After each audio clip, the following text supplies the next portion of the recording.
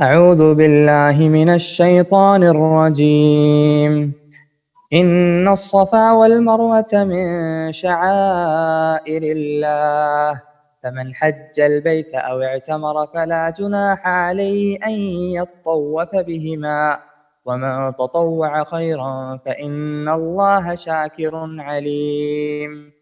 إن الذين يكتمون ما أنزلنا من البينات والهدى من بعد ما بيناه للناس في الكتاب أولئك يلعنهم الله ويلعنهم اللاعنون، إلا الذين تابوا وأصلحوا وبينوا فأولئك أتوب عليهم وأنا التواب الرحيم. إن الذين كفروا وماتوا وهم كفار أولئك عليهم لعنة الله والملائكة والناس أجمعين، خالدين فيها لا يخفف عنهم العذاب ولا هم ينظرون. وإلهكم إله واحد لا إله إلا هو الرحمن الرحيم. إن في خلق السماوات والأرض واختلاف الليل والنهار والفلك التي تجري في البحر بما ينفع الناس وما أنزل الله من السماء من ماء فأحيا به الأرض بعد موتها وبث فيها من كل دابة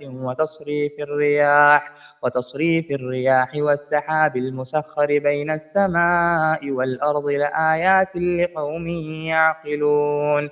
ومن الناس من يتخذ من دون الله أندادا يحبونهم كحب الله والذين آمنوا أشد حبا لله.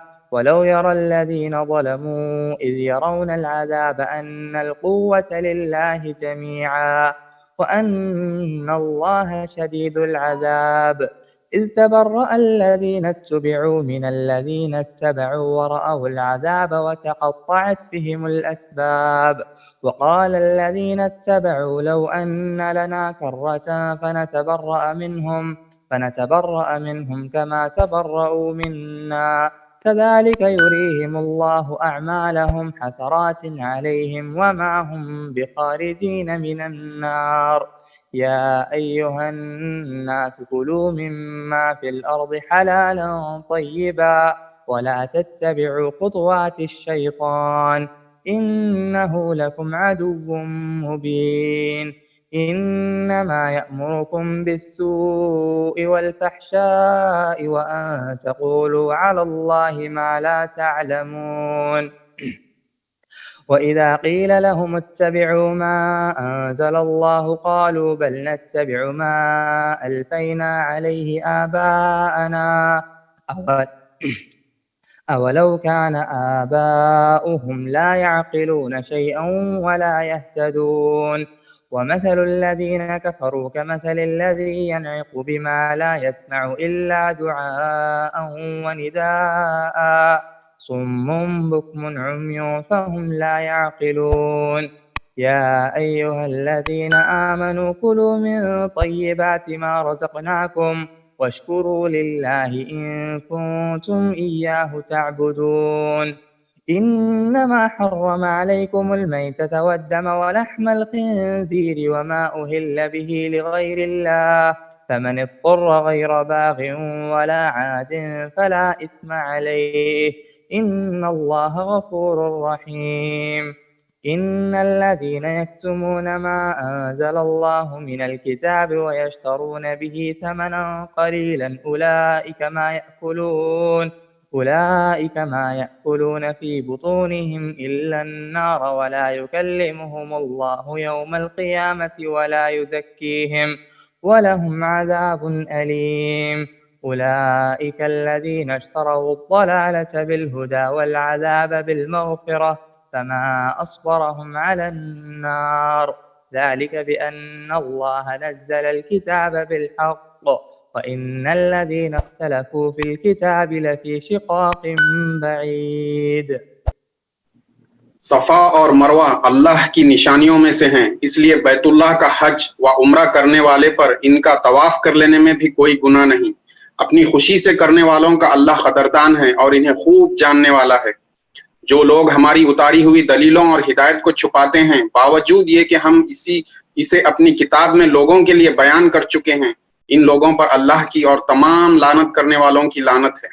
مگر وہ لوگ جو توبہ کر لیں اور اصلاح کر لیں اور بیان کر دیں تو میں ان کی توبہ قبول کر لیتا ہوں، اور میں توبہ قبول کرنے والا اور رحم کرنے والا ہوں۔ یقیناً جو کفار اپنے کفر میں ہی مر جائیں، ان پر اللہ تعالیٰ کی، فرشتوں کی اور تمام لوگوں کی لعنت ہے، جس میں ہمیشہ رہیں گے۔ نہ ان سے عذاب ہلکا کیا جائے گا اور نہ انہیں ڈھیل دی جائے گی۔ تم سب کا معبود ایک ہی معبود ہے، اس کے سوا کوئی معبود برحق نہیں، وہ بہت رحم کرنے والا اور بڑا مہربان ہے۔ آسمانوں اور زمین کی پیدائش، رات دن کا ہیر پھیر، کشتیوں کا لوگوں کو نفع دینے والی چیزوں کو لیے ہوئے سمندروں میں چلنا، آسمان سے پانی اتار کر مردہ زمین کو زندہ کر دینا، اس میں ہر قسم کے جانوروں کو پھیلا دینا، ہواؤں کے رخ بدلنا اور بادل جو آسمان اور زمین کے درمیان مسخر ہیں، ان میں عقل مندوں کے لیے قدرت الہی کی نشانیاں ہیں۔ بعض لوگ ایسے بھی ہیں جو اللہ کے شریک اوروں کو ٹھہرا کر ان سے ایسی محبت رکھتے ہیں جیسی محبت اللہ سے ہونی چاہیے، اور ایمان والے اللہ کی محبت میں بہت سخت ہوتے ہیں۔ کاش کہ مشرک لوگ جانتے، جبکہ اللہ کے عذاب کو دیکھ کر جان لیں گے کہ تمام طاقت اللہ ہی کو ہے اور اللہ سخت عذاب دینے والا ہے، تو ہرگز شرک نہ کرتے۔ جس وقت پیشوا لوگ اپنے تابعداروں سے بیزار ہو جائیں گے اور عذاب کو اپنی آنکھوں سے دیکھ لیں گے اور کل رشتے ناطے ٹوٹ جائیں گے، اور تابعدار لوگ کہنے لگیں گے کاش ہم دنیا کی طرف دوبارہ جائیں تو ہم بھی ان سے ایسے ہی بیزار ہو جائیں جیسے یہ ہم سے ہیں۔ اسی طرح اللہ تعالیٰ انہیں ان کے اعمال دکھائے گا، ان کو حسرت دلانے کو، یہ ہرگز جہنم سے نہیں نکلیں گے۔ لوگوں، زمین میں جتنی بھی مال حلال اور پاکیزہ ہیں، انہیں کھاؤ پیو اور شیطانی راہ پر مت چلو، وہ تمہارا کھلا دشمن ہے۔ وہ تمہیں صرف برائی اور بے حیائی کا اور اللہ تعالیٰ پر ان باتوں کے کہنے کا حکم دیتا ہے جن کا تمہیں علم نہیں، اور ان سے جب کبھی کہا جاتا ہے کہ اللہ تعالیٰ کی اتاری ہوئی کتاب کی تابعداری کرو تو وہ جواب دیتے ہیں ہم اس طریقے کی پیروی کریں گے جس پر ہم نے اپنے باپ دادوں کو پایا، وہ ان کے باپ دادے بے عقل اور گمراہ کردہ راہ ہوں۔ کفار کی مثال ان جانوروں کی طرح ہے جو اپنے چرواہے کی صرف پکار اور آواز ہی سنتے ہیں، سمجھتے نہیں۔ وہ بہرے، گونگے اور اندھے ہیں، انہیں عقل نہیں۔ اے ایمان والو، جو پاکیزہ روزی ہم نے تمہیں دے رکھی ہے، انہیں کھاؤ پیو اور اللہ تعالیٰ کا شکر کرو اگر تم خاص اسی کی عبادت کرتے رہو۔ تم پر مردہ اور بہا ہوا خون اور سور کا گوشت اور ہر وہ چیز جس پر اللہ کے سوا دوسروں کا نام پکارا گیا ہو حرام ہے۔ پھر جو مجبور ہو جائے اور وہ حد سے بڑھنے والا اور زیادتی کرنے والا نہ ہو، اس پر ان کے کھانے میں کوئی پابندی نہیں۔ اللہ تعالیٰ بخشنے والا مہربان ہے۔ بے شک جو لوگ اللہ تعالیٰ کی اتاری ہوئی کتاب چھپاتے ہیں اور اسے تھوڑی تھوڑی سی قیمت پر بیچتے ہیں، یقین مانو کہ یہ اپنے پیٹ میں آگ بھر رہے ہیں۔ قیامت کے دن اللہ تعالیٰ ان سے بات بھی نہ کرے گا اور نہ انہیں پاک کرے گا، بلکہ ان کے لیے دردناک عذاب ہے۔ یہ وہ لوگ ہیں جنہوں نے گمراہی کو ہدایت کے بدلے اور عذاب کو مغفرت کے بدلے خرید لیا ہے۔ یہ لوگ آگ کا عذاب کتنا برداشت کرنے والے ہیں۔ ان عذابوں کا باعث یہی ہے کہ اللہ تعالیٰ نے سچی کتاب اتاری اور اس کتاب میں اختلاف کرنے والے یقیناً دور کے خلاف میں ہیں۔